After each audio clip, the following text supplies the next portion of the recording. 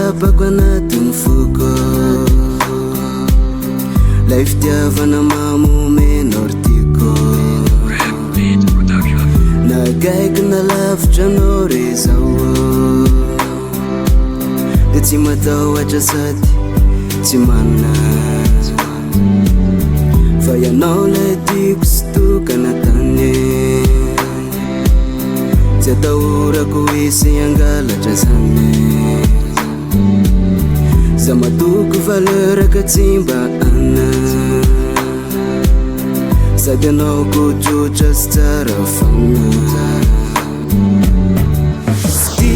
tiako ianao Titre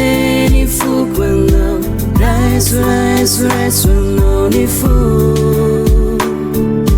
tiako ianao Titre ny foko anao raiso anao ny fo nandalo ny olana ka andrava fitiavatsika mafiorina tsy orava nandrivo mahery fofanavy ny fitiavako mbola hitomboka tsy ory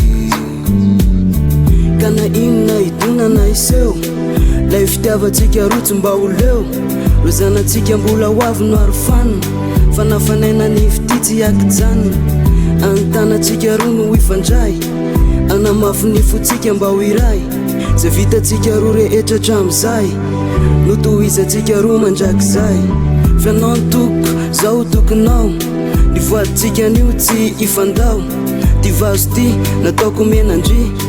anao vazako indray ilay fity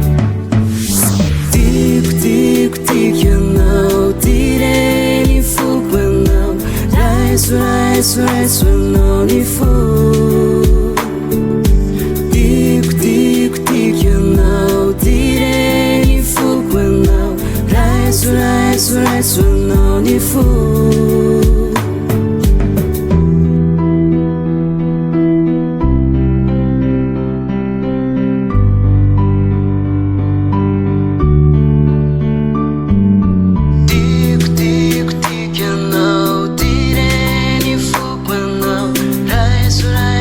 This one